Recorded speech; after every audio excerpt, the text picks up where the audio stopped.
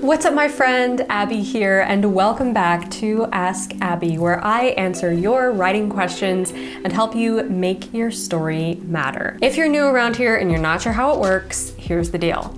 You ask me questions and I show up here on YouTube once a month to answer those questions. There are two ways to submit questions to the show. The first way is to click the join button below this video, get inside of the YouTube community and post your question in the community tab on my channel. The second way is to go to patreon.com/Abbie Emmons, get inside the inner circle group and post your question there. Just make sure you hashtag it AskAbbie so that I see it. I randomly choose 3 to 4 questions for each episode of Ask Abbie, and some really good questions came in last month that I'm very excited to answer. So let's get into it.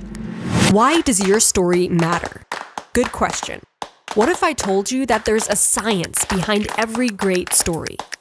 I don't just teach you how to write. I teach you how to change the world with your story and make your author dreams come true. All right, first question comes from Michelle. Hi, my question has to do with writing a convincing redemption arc for a villain. Do you think that loss is important to make the redemption convincing? For example, loss of a loved one, conviction, etc. Thanks. Okay, so basically a redemptive arc for a villain usually goes something like this. The villain will have experienced kind of a negative character arc up until the climax or close to the end, where they have a redemptive moment. And basically what that is an aha moment. So in the positive character arc structure, we have a character who is conflicted, who's maybe making some mistakes, who arrives at something like a disaster moment, or sometimes like a temptation moment where they have the chance to get what they want, but they no longer want it because they've come to see the truth.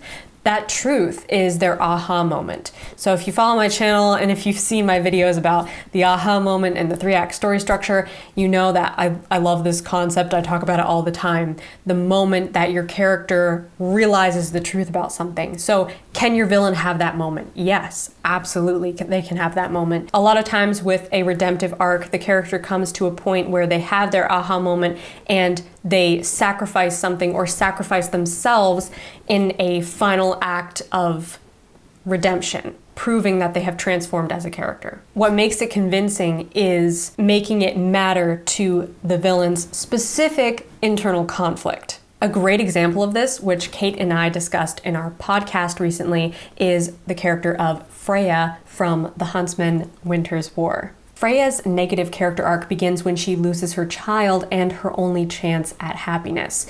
Unbeknown to her, it was her evil sister Queen who killed her child, and this chain of events leads Freya into a negative character arc where she becomes a main antagonist of the story, abducting children and indoctrinating them into her army of huntsmen. It's not until the very end of the story that she has her aha moment. She realizes that it was her sister's jealous spite to blame for her heartbreak all those years ago, and at last she sacrifices her own life to save her children, the huntsmen. Check out that podcast episode to see the full in-depth analysis of Freya's character arc, as well as breakdowns on some of my other favorite villains. But long story short, yes, you can absolutely have a moment of loss or tragedy to bring your villain character to that moment where they realize the truth about something. In fact, I would recommend that because that really connects with their character's humanity, right? We begin to see at that moment, finally, that okay, this character isn't all bad. They have a heart. They still have empathy and compassion. There's something good still left in them, you know? But the most important thing is basically just to make it matter to your villain based on their specific internal conflict. How does what's happening to them now directly connect to what happened to them in the past? If you can show your reader that direct connection, it will make your villain's redemptive arc so much more believable. Okay, next question comes from Lamont. Is it possible to turn a short story into an outline for a bigger novel? And if so, how would one go about doing that? Yes, that is absolutely possible, and I cannot tell you how many stories I've started writing thinking, oh, this is going to be a short story, and it ended up turning into a full-length novel. When it comes to lengthening a story, adding more content, adding more story, it's really just a matter of finding areas where the story can support more content. And by that I mean characters, subplots, different themes. You'll probably want to start with an overarching structure. I highly recommend using the 3-act story structure, and I talk about that a lot on this channel because I love the science behind it. I love the flow of taking your character on this roller coaster ride of an internal journey and bringing them to a new place of understanding and enlightenment. So what I would do first is I would take the short story and try to figure out what is the structure of it. And can I just take that structure, that like small structure, and expand it to be bigger, to be longer, even if that means just taking more time on certain story beats and adding new layers of depth to them, adding more layers of plot. Usually this comes in the form of subplots. Whenever I need to lengthen something, if I feel like this story is like just under the word count that I would like it to be, like it's, 60,000 words and I'd like it to be 75,000 words, my go-to method for lengthening a story like that is adding subplots. But keep in mind, the subplots still have to matter to the main character's story. It can't just be an extra story happening on the side that has no meaning or significance whatsoever. It has to all be connected. It has to all matter. And I recently did a live training all about subplots, which you can find right here. Check that out if you want to learn more about crafting subplots that matter to the protagonist and matter to the story and matter to your readers. But basically my rule of thumb is that it has to directly impact or engage with the protagonist's story. Okay, so explore different ways that you could do that. Explore different themes that you might be passionate about writing into this story that you may have overlooked because you thought, I don't have room in this short story to fit all those themes in there. Well, if it's a longer book, you can fit all kinds of themes in there. You can fit more subplots, you can fit more side characters, you can add layers of depth to this story because you have more space. But keep in mind that it all has to matter to the protagonist's story. It all has to feel connected and congruent, and it really helps if you have an overarching structure that supports the story. Okay, next question is from Nagendra. Hi Abbie, I am struggling at the outline stage of a book. I will pick up a method or structure, outline some parts, then look for another method or structure, abandon it for a new method again and again without completing it. How do I stick with a method until the book completion?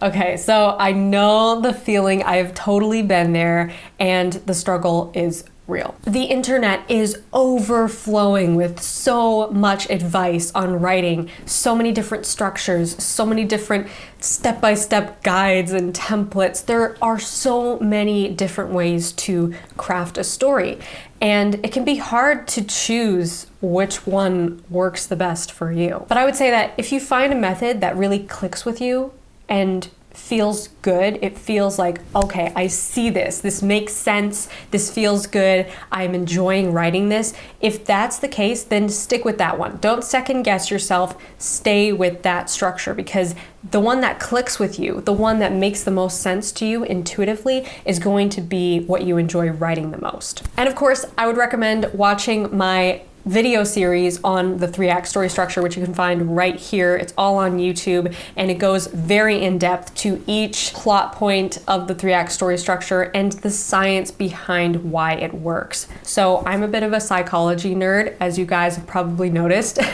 and I love seeing, okay, what's the reason why this works? What is the brain science behind why my reader should respond to this? That's really what I lay out with this video series, is not just the storytelling principles, but the scientific principles that make us want to read more. And all throughout that video series, I use tons of story examples so that you can really visualize what these principles look like in action. But if you're just like in a state of overwhelm because you have been reading so many different ways, so many different methods and structures and templates and ways to write a novel, and you're just like, oh, I can't take any more information, I totally get that feeling, and I'd recommend just writing.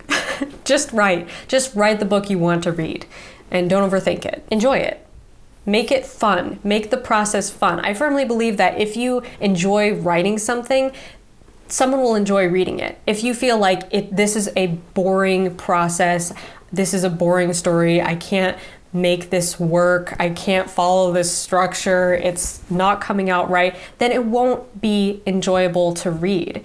Like, that's my rule of thumb even when I'm writing, is if this is boring for me to write, then it's probably gonna be boring for someone to read. So make it fun for you, make it exciting, make it something that you would pick up in a bookstore and immediately get pulled into. All right, last question is from Katya.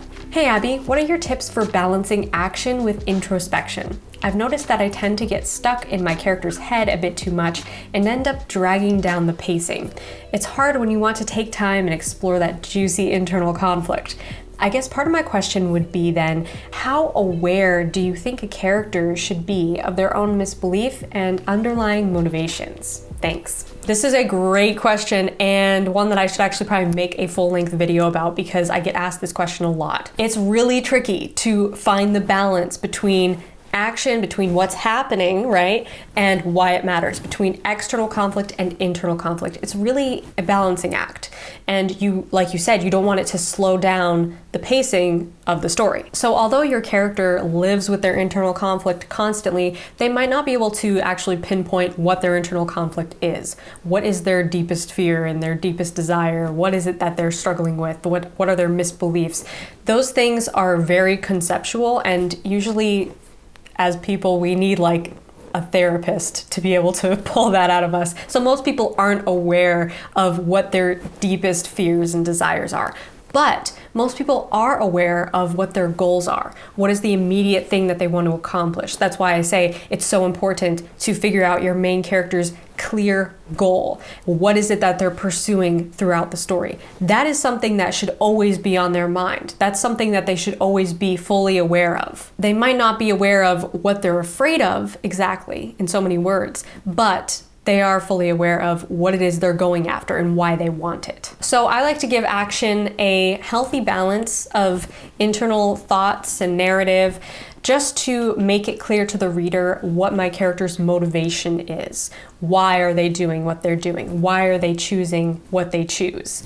What is their decision-making process? That's what we really need to see. But we don't need to be reminded of it every few sentences, right? You don't have to stop every few sentences to remind the reader, okay, here's what they're thinking, here's their decision-making process, here's their motivation. Like, once you establish it, we know.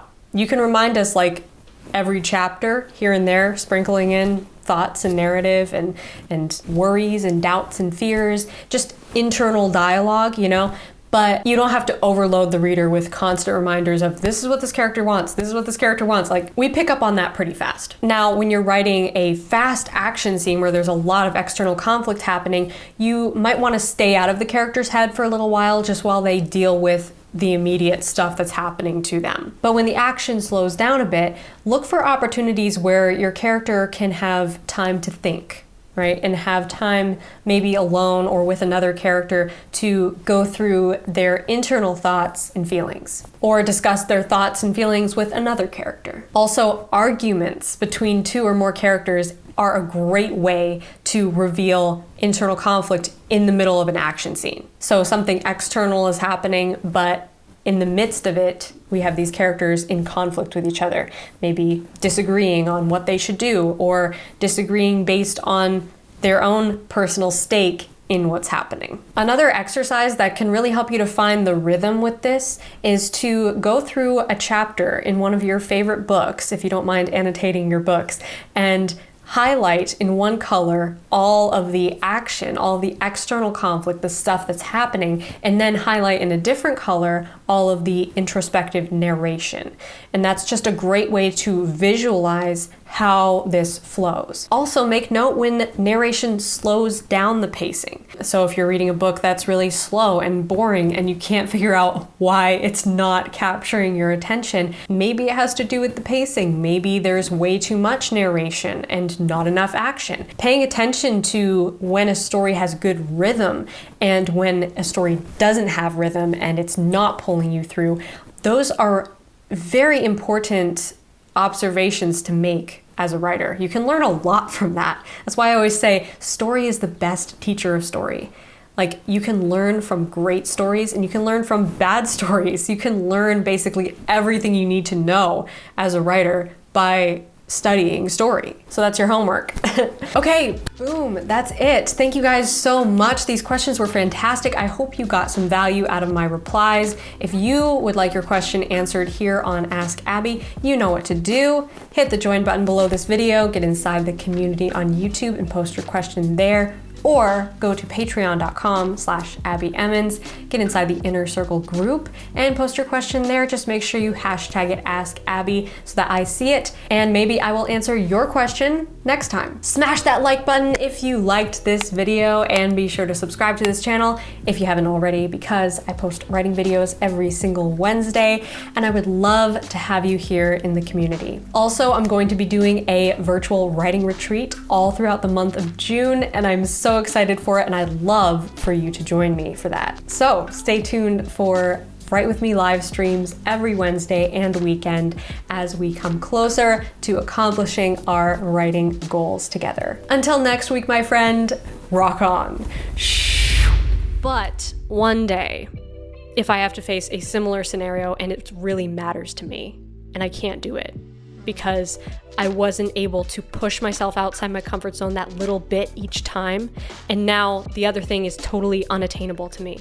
Yeah. You know, that to me is like, it's rough. pain versus pain, you know?